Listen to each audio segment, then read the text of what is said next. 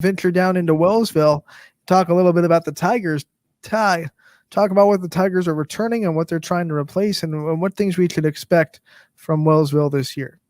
They were 4-6 last year, so a pretty solid team in the EOAC. 3-3 in the regular season. They were tied, I think, for fourth place. They're returning a few starters on offense, quite a few, 8 of them, I believe. It was part of an offense that scored a little bit over 17 points per game last season. So an offense that's going to look to get some improvements and score a little bit more this year. Part of the losses that they lost, Troy Carter, the quarterback from last year, no longer. They lost a few offensive linemen and Giralicko and Corbin Hall and Caden Weekly. And they also lost their kicker, Casey LeMasters.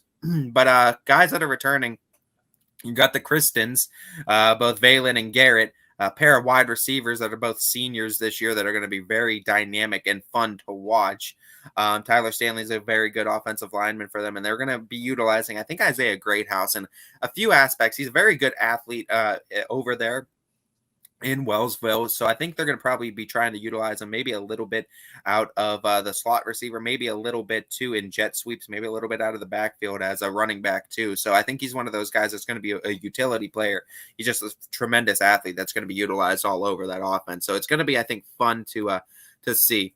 And Greathouse might even be in the passing game too a little bit. He might be out of quarterback, so we'll see. But I think it'll be fun to see what it is to be expected of the Wellsville offense this year. Yeah, and when you look at Wellsville's season last year, I know disappointing end because they were upset in the playoffs by, I believe, Buckeye Central made the long trip down to Wellsville. It was a really long trip, like a 2-hour trip, and knocked off the Tigers.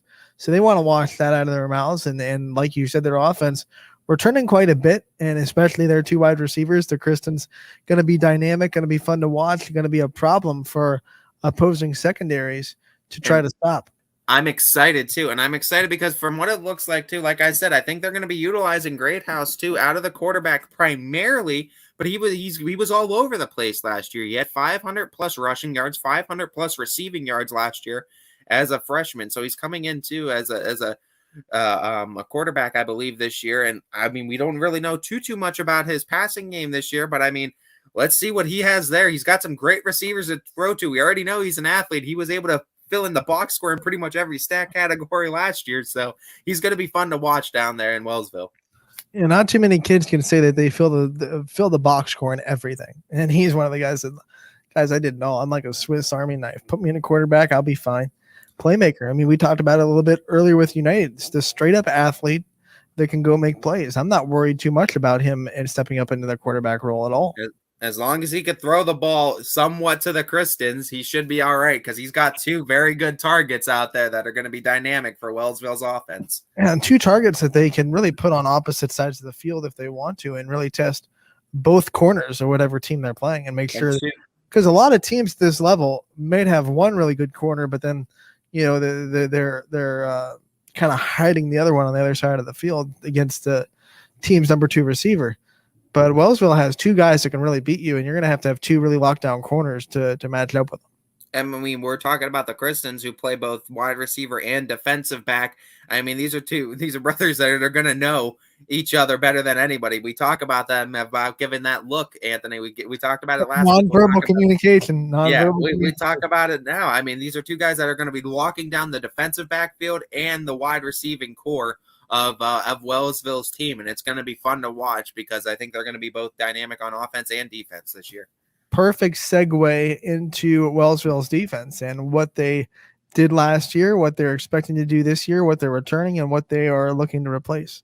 As Gavin Kuntz is one of those guys that's going to be returning as the linebacker. He's going to be a huge piece on that defense. As I already mentioned, too, the Christens both playing on wide receiver and defensive back. So that secondary is going to be locked down pretty well. And Tyler Stanley is another one of those guys that plays both O-line and D-line. He's pretty dynamic on the defensive line as well.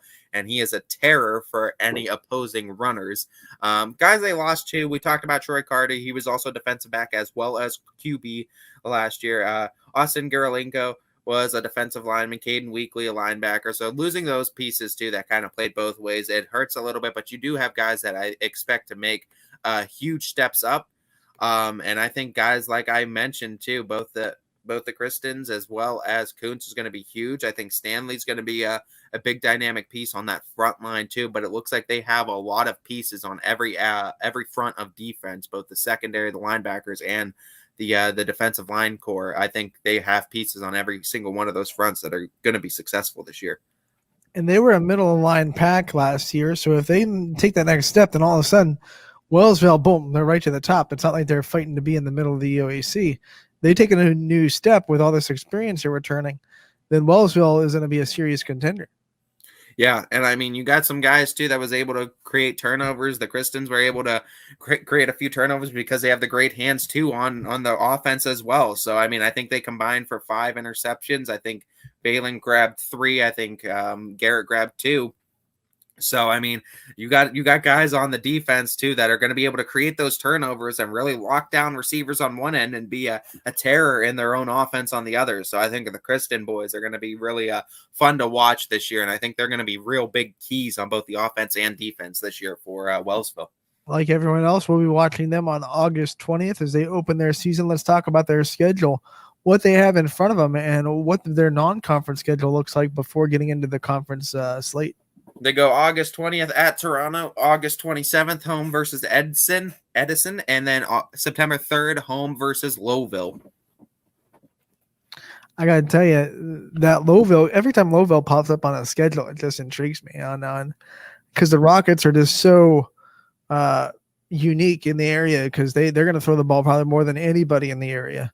When you look at what Vinny Balone can do, every time they pop up on a schedule, you got to think, how's this defense going to adjust to a team that throws more than anybody they'll see all season? Vinny Balone going to have to throw against the Christen boys. Oh, that's going to be a fun matchup to watch, too, on September 3rd. Seeing what the Christen boys can do to try to lock down the receivers of Balone, as he's going to try to obviously pass a lot. But then on the opposite end, the Christen boys are going to need to be dynamic enough on offense to keep up with the scoring of Lowville. That's going to be a fun game to watch on September 3rd. And the hardest thing for secondary players to do is keep defending a receiver when the quarterback breaks the pocket.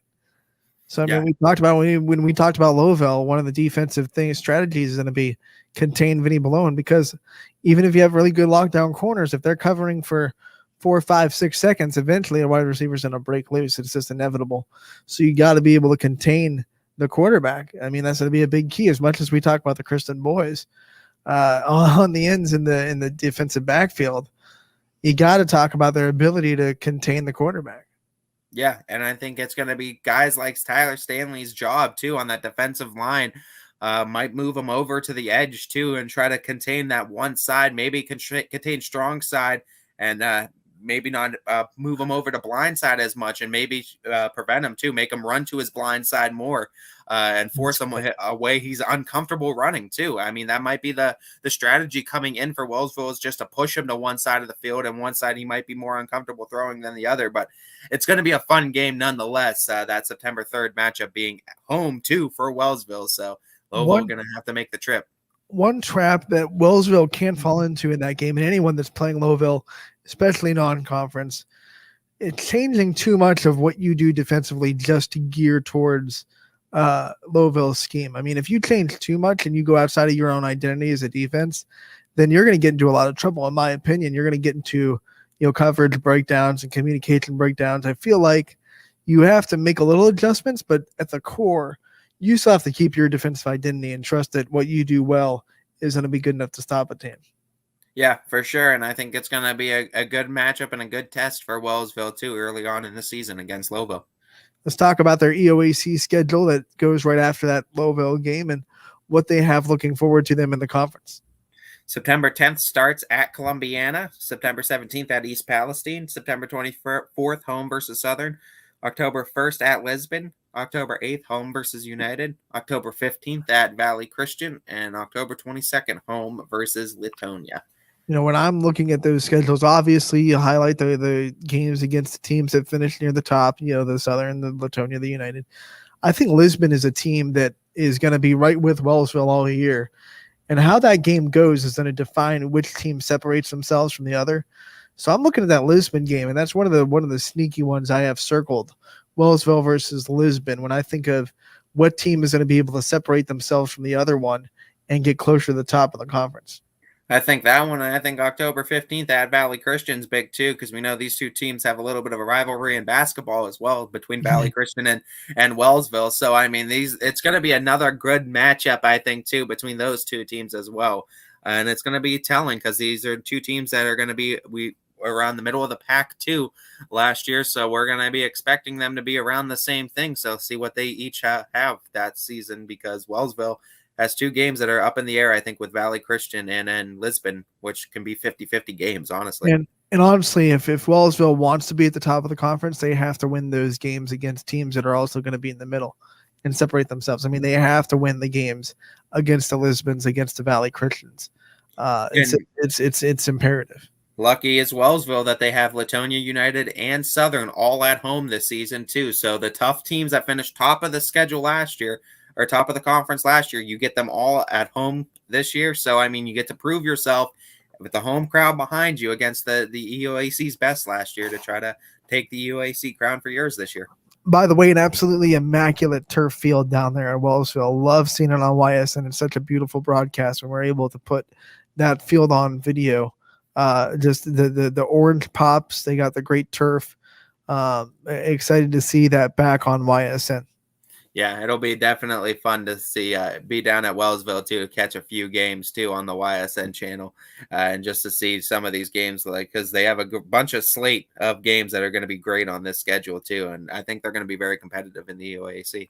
We're talking about all these games, and what's exciting is you can see all of them on ysnlive.com. I mean, every YSN game will be broadcasted video on ysnlive.com and on the Audible call with Mike Hackelson come 2 Fridays from now. We have the last Friday without Mike in the studio, which is also just as exciting as the last Friday without football.